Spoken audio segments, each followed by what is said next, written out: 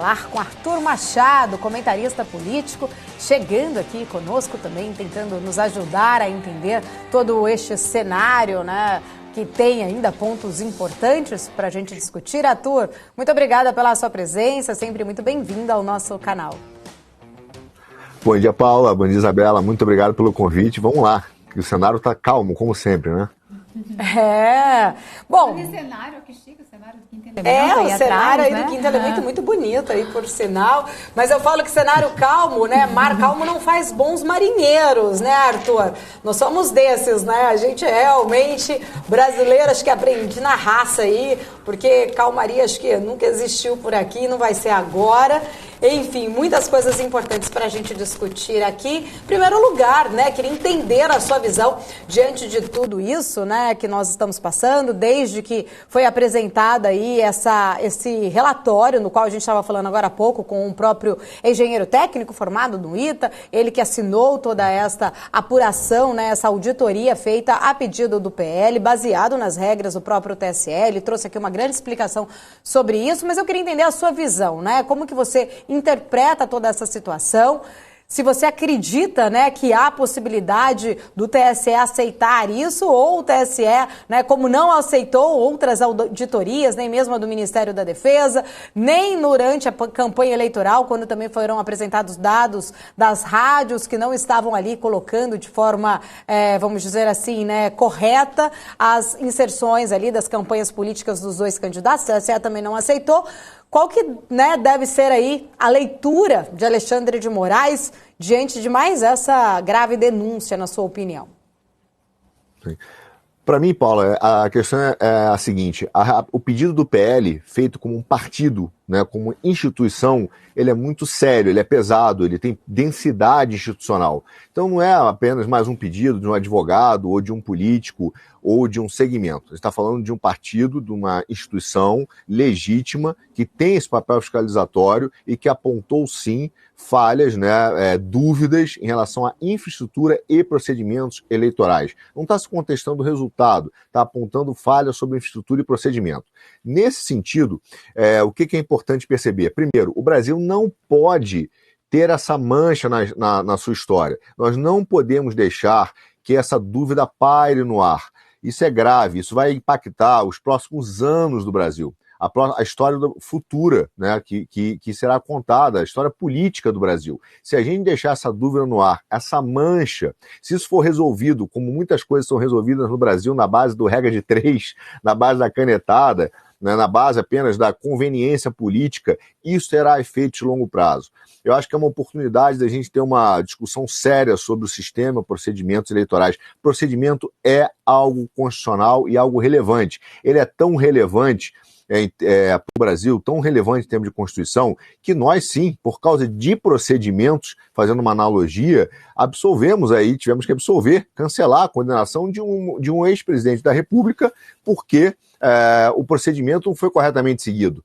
Procedimento, processo, infraestrutura são questões sérias e o pedido do PL é denso. Então nós temos que ter uma decisão hoje de Brasil, de país, que deva ser entender as consequências desse pedido e as consequências de lidar mal com esse pedido, né? Isso terá consequências no futuro. A reação do TSE é imprevisível, tudo pode acontecer, mas a tendência é que seja resolvida, como eu digo, na regra de 3. É acalmar, é dizer que esse pedido é um ataque à democracia, né, apesar de ter sido feito por um partido legitimamente constituído, que faz parte do processo democrático e que também tem como no seu pedido, tem essa prerrogativa, né? Tem esse papel de fiscalizador, como o próprio TSE define. Então, assim, nós temos que não resolver isso na regra de 3. A tendência será tentar acalmar, dizer que não existe esse problema de infraestrutura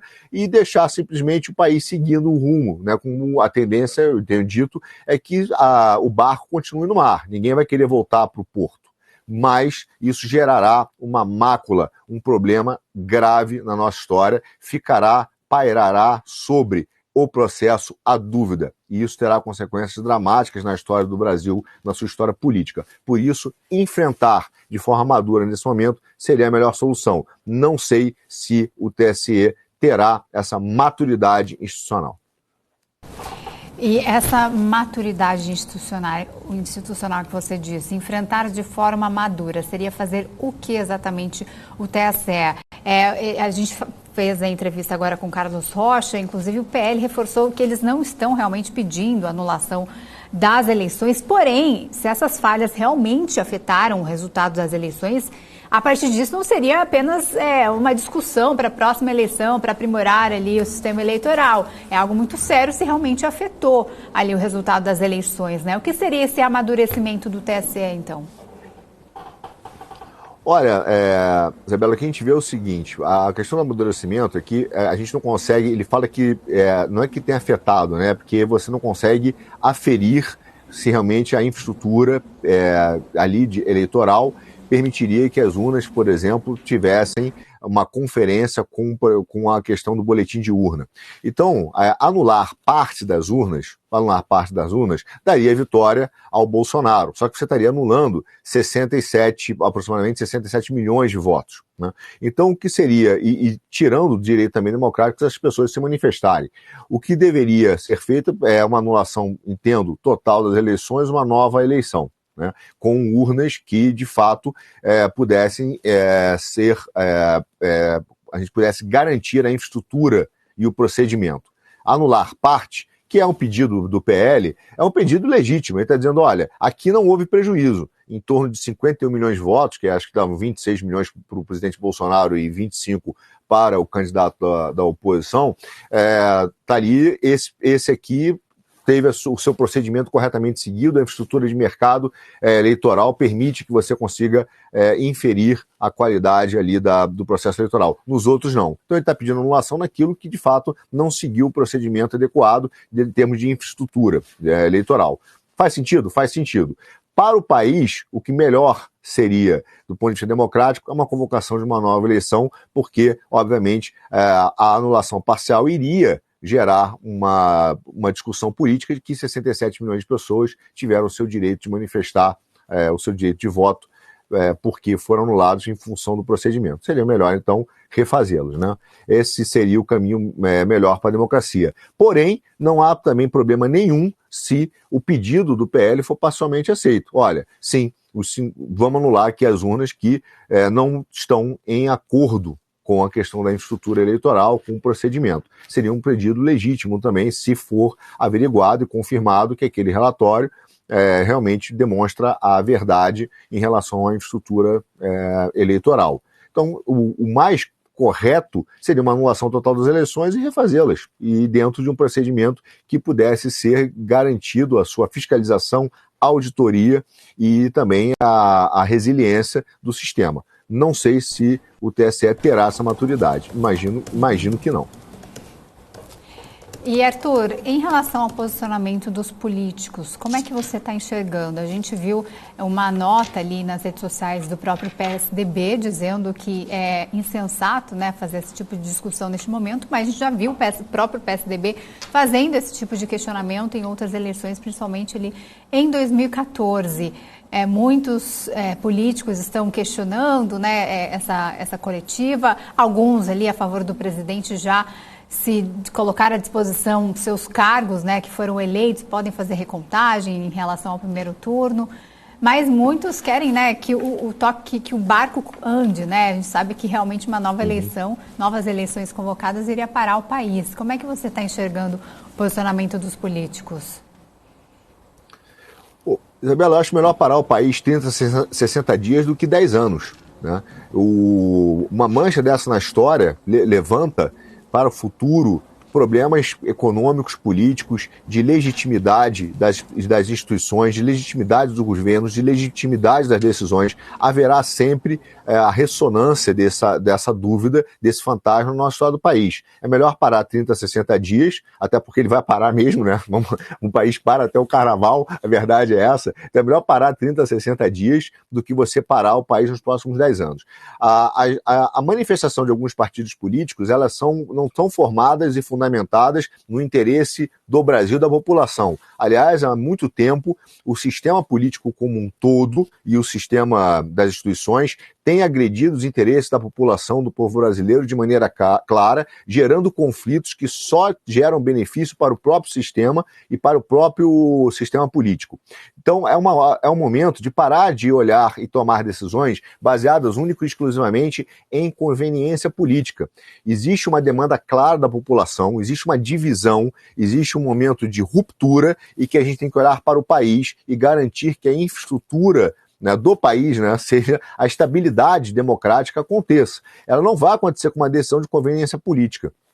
Também não será resolvida na marra, baseada em decisões unilaterais ou decisões judiciais baseadas única e exclusivamente na força e no monopólio da violência pelo Estado. Não acredito que isso será razoável. Então, o que acontece? Pela primeira vez, alguns partidos, mesmo de oposição, têm que parar de tomar a decisão de conveniência política e tomar uma decisão institucional, pensando no país, pensando no futuro do país. E aí sim, olhar essa infraestrutura e entender que existe um percentual significativo de pessoas que estão insatisfeitas, mas não apenas isso, que de fato um partido, como volto a dizer, constitucionalmente definido e que está lá para representar o seu papel, está apontando um erro significativo da infraestrutura eleitoral. E ele tem que ser ouvido. Agora, dentro da base do governo, por exemplo, do governo Bolsonaro, quanto mais partidos, né, se aliarem de forma objetiva, clara, transparente, quanto mais deputados falarem, quantos governadores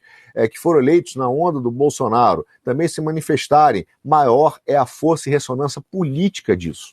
Então, claro que hoje o PL já é bastante representativo, é o partido que teve maior número de deputados na Câmara, está anunciando que houve um problema na infraestrutura eleitoral. Agora, se a ele se junta de forma clara o PP do Ciro Nogueira, se junta o Republicanos com Marcos Pereira, se junta o PSC, se junta todos esses outros partidos, os governadores, o governador Tarcísio aqui de São Paulo se manifestar, se os outros governadores, o governador do Rio de Janeiro, Cláudio Castro, todos os governadores e senadores que foram eleitos por esse movimento ganha peso, que aí sim a manifestação do PL ganha peso, e aí o TSE terá que tomar uma decisão que não vai ser só na regra de 3, não vai ser só na canetada, vai ter que tomar uma decisão, parar, olhar e entender que há um pleito democrático efetivo.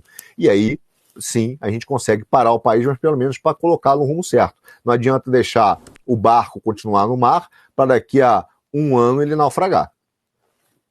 E essas novas eleições, qual seria o prazo ali? Entre 20 e 40 dias?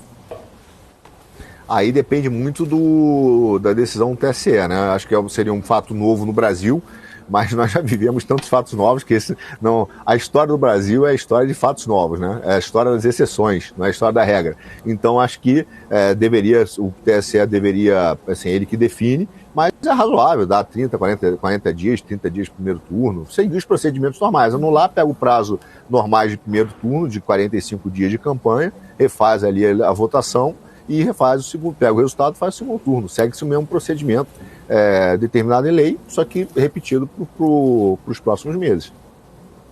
Agora, se o TSE, só para complementar, se o TSE negar a fazer a auditoria... É possível. Infelizmente, é um dos resultados possíveis. Irá criar uma mancha na história do Brasil, irá alimentar uma fratura democrática, terá sido uma decisão aparentemente corajosa, mas de uma tremenda covardia com a estrutura do Brasil, mas é possível, uma decisão que pode ser tomada. Aí, qual é as alternativas possíveis? Aí você tem dentro da Câmara, você já tem, por exemplo, a possibilidade de CPIs, que vão investigar o processo eleitoral, que vão investigar a estrutura de mercado, que vão questionar e buscar, inclusive, se essa informação já era conhecida anteriormente pelos técnicos do TSE, em tentar entender por que se permitiu essa estrutura e buscar responsáveis. Aí a gente tem os gatilhos democráticos que existem dentro da Câmara. E dentro do Senado, considerando que haverá uma eleição para a Câmara e para o Senado no início do ano, também há outros gatilhos que se podem seguir para poder aumentar, aí sim, garantir um processo eleitoral mais razoável para frente, que tenha conforto de todas as partes que estão participando, que garanta também ao povo brasileiro e aos eleitores que a sua vontade está sendo refletida no voto nas urnas.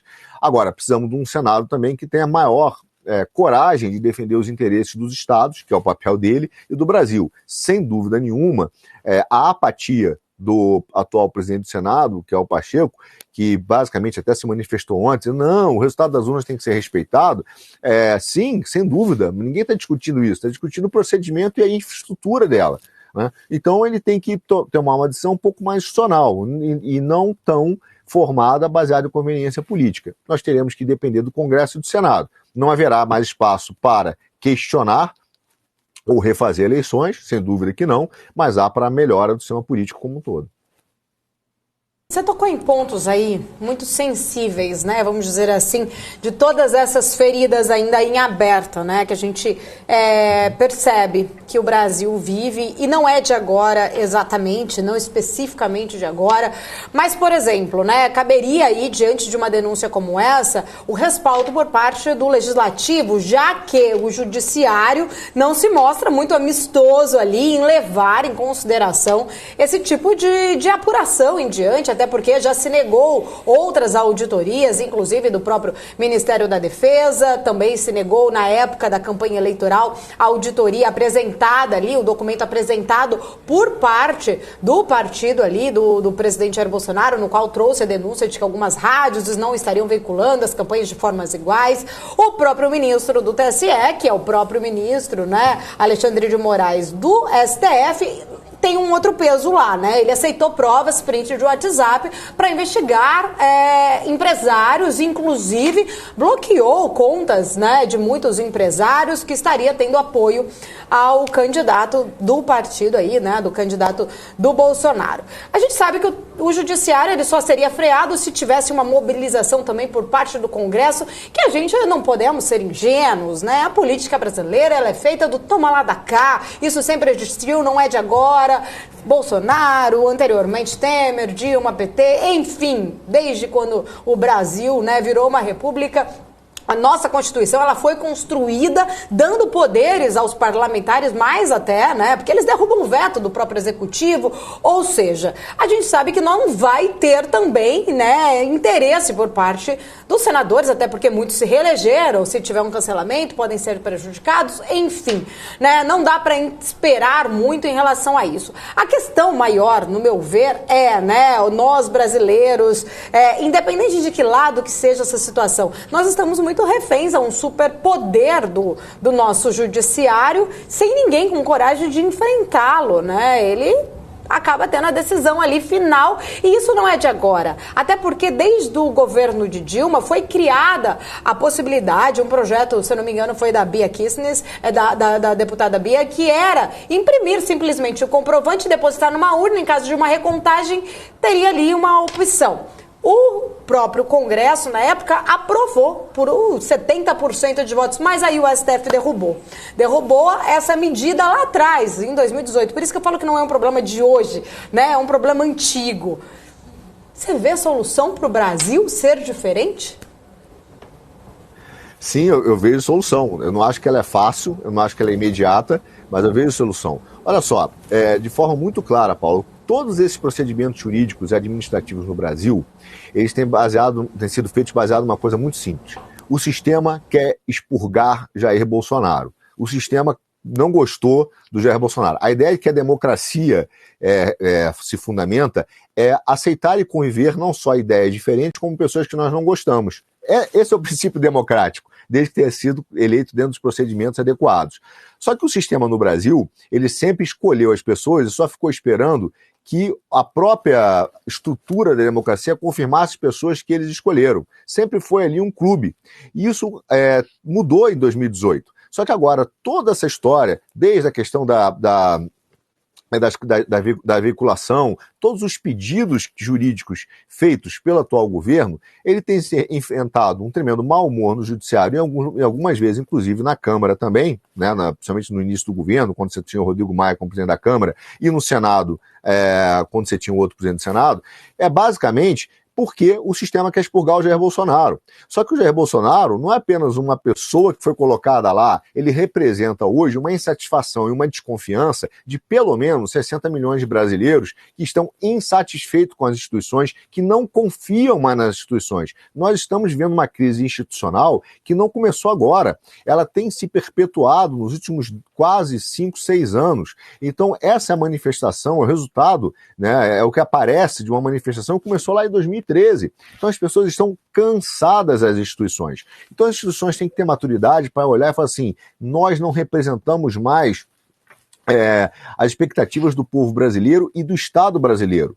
O Brasil hoje vive um conflito de um Estado contra uma nação que está dizendo não confio mais nas instituições. Então existe uma oportunidade sim, a partir do Congresso do ano que vem, que já teve uma mudança impressionante, uma onda, como um amigo meu até disse, Arthur, houve uma onda bolsonarista, houve uma onda de reforma, mais uma, e o povo está mostrando que irá fazer tudo aquilo que tiver que ser feito para que as instituições entendam que têm que ser reformadas. As instituições precisam olhar para si e entenderem que existe a necessidade de reforma. Reforma no controle de constitucionalidade, reforma na estrutura do judiciário, reforma administrativa, reforma no excesso arbitrário da invasão do Estado dentro da vida do indivíduo. Essas são manifestações democráticas que estão sendo aí claramente postas na mesa. Essas vão acontecer imediatamente? Não. É um processo político lento, mas ele está sendo empurrado. Não creio que a simples canetada ou expurgar o Bolsonaro do sistema vai resolver essa questão. Não vai resolver, a insatisfação popular não será resolvida também pela velha política, no sentido do toma lá da cá, pela tentativa de simplesmente resolver todas essas questões, como disse no início, com regra de 3. Não irá. O povo continuará na rua, ele está na rua há pelo menos 4 anos de forma consistente e clara. Então, assim, é uma manifestação que tem sido frequente no Brasil. É importante que as instituições comecem a ouvir isso e pararem de ficar pensando e repetindo clichês como são atos antidemocráticos, ou vamos proteger a democracia ou o Estado democrático de direito. Essas palavras estão virando o croissant da Maria Antonieta no Brasil. Então a gente tem que ter cuidado quando usá-las. Delas têm que ter sentido. E essas palavras hoje estão esvaziadas de sentido para a população. Tá certo, mudar de assunto, então, falar um pouquinho de PEC aqui para a gente encerrar. Sei que o Arthur também tem horário. Hoje a PEC vai ser apresentada ali, segundo o senador Paulo Rocha, do PT. Essa PEC que já tem alguns textos alternativos, tem uma negociação, inclusive, do próprio PT em relação à troca ali de apoio, de lira. Eu queria que você falasse sua opinião, né? Queria entender sua opinião em relação a essa PEC, se realmente você acredita que vai dar tempo ali até meados de dezembro, né? Eles pretendem fazer essa votação, vai ter tempo hábil, eles vão conseguir passar ali essa PEC bem gorda, estourando o teto de gastos absurdamente do jeito que estão querendo, ou vão ter que recuar ali, vão ficar, inclusive a gente acabou de entrevistar Ricardo Barros, falando que vai orientar ali a bancada a não ultrapassar os 80 bilhões, né? Como que você acha que deve prosseguir aí o caminhar dessa PEC? Eu acho que a PEC, como você disse, tem textos alternativos, e esses textos alternativos têm uma sinalização importante. Por exemplo, o Gereissati colocou como PEC, inclusive sequestrando a linguagem aí da sustentabilidade, né? Jogada inteligente aí, política, falou a PEC da sustentabilidade fiscal e tal. Isso mostra, uma divisão no Congresso. O governo de transição e o Lula têm enfrentado sinais claros dessa divisão e dessa fragmentação. Ele achava que ia ser fácil a negociação com o Congresso, que ia ser resolvida facilmente. Não é verdade, não aconteceu, ele teve que voltar. Inclusive, entendo que a viagem que ele fez na COP foi um fracasso, apesar de tentar dizer, olha, o Brasil voltou, ele não chegou com nenhuma política consistente, não trouxe investimento, teve a promessa do fundo que vai ser montado, mas ninguém sabe de onde vem o dinheiro do fundo, nem para onde vai. Quer dizer, virou uma grande espuma midiática, e para ele que tem essa pauta, foi lá dizendo, eu estou indo conversar com o chefe de Estado, teve que voltar antes, foi um fracasso, né? Foi um fracasso. E isso vai se refletir, e por que ele voltou antes, está sendo refletido? Na dificuldade que tem no Congresso hoje, e dentro dessa crise institucional. A PEC é mais uma ponta, mais um reflexo da grande crise institucional que a gente vive. Não acho que ele vai conseguir aprovar a PEC no estouro que eles gostariam, de 200, 300 bilhões, não vai. A reação é grande e mesmo com toma lá da cá, toda a negociação do Congresso, vai ser difícil aprovar. Claro que a questão dos R$600 do Auxílio Brasil, isso vai acontecer de um jeito e de outro, porque a população precisa e isso é de interesse dos congressistas.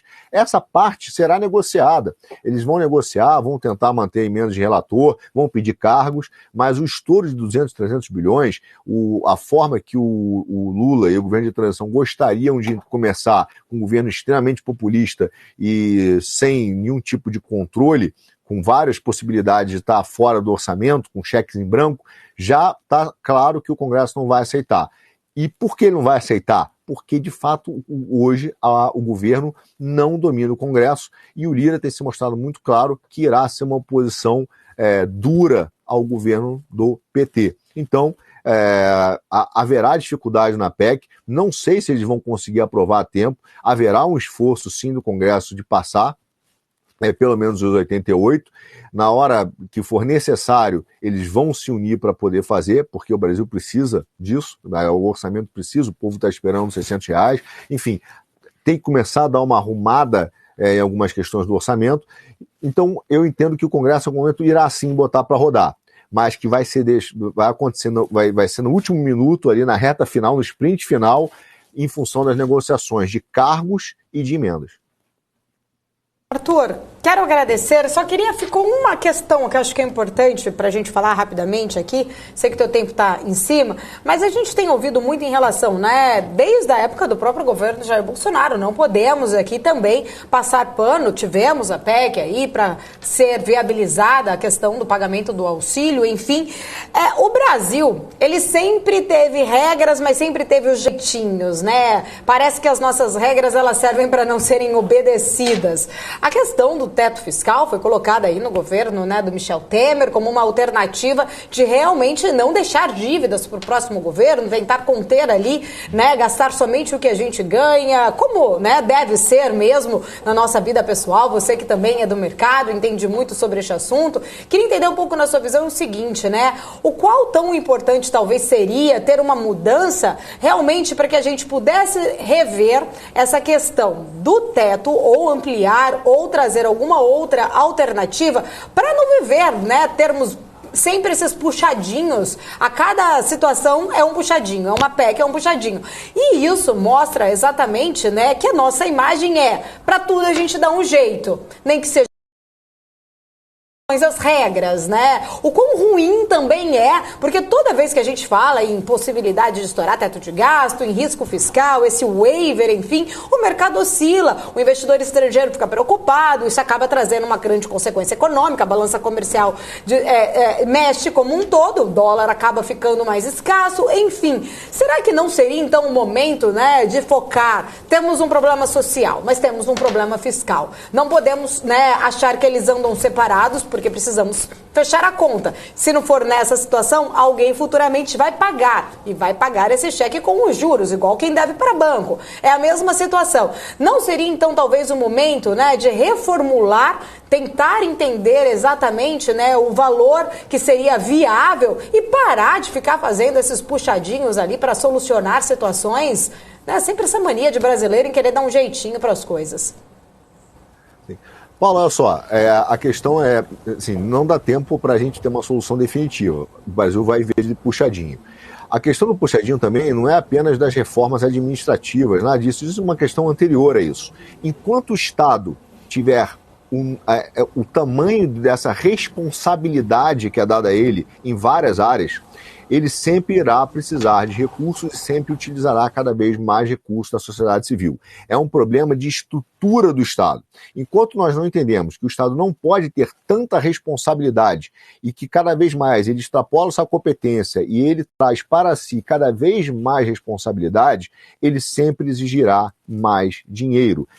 Essa é a essência do problema. O que o Estado tem que fazer não é só uma reforma administrativa, diminuir salários. Isso são questões que vão a posteriori. Ele tem que primeiro reduzir o tamanho da sua responsabilidade e atuação institucional. É muito grande e ele tem trazido para si cada vez mais, ele tem puxado competências, ele tem pedido competências cada vez maiores. E isso exige uma estrutura cada vez maior. O que a gente tem que fazer é uma redução da responsabilidade de atuação do Estado, transferindo essa responsabilidade para a sociedade civil. A partir daí, você consegue reduzir a reforma administrativa e reduzir custos. Enquanto isso o Estado continuar extrapolando sua competência e atribuindo a si próprio uma responsabilidade cada vez maior de atuação dentro da sociedade, estrangulando o papel da sociedade civil, viveremos de puxadinho, viveremos de PECs e viveremos aí de gambiarras fiscais.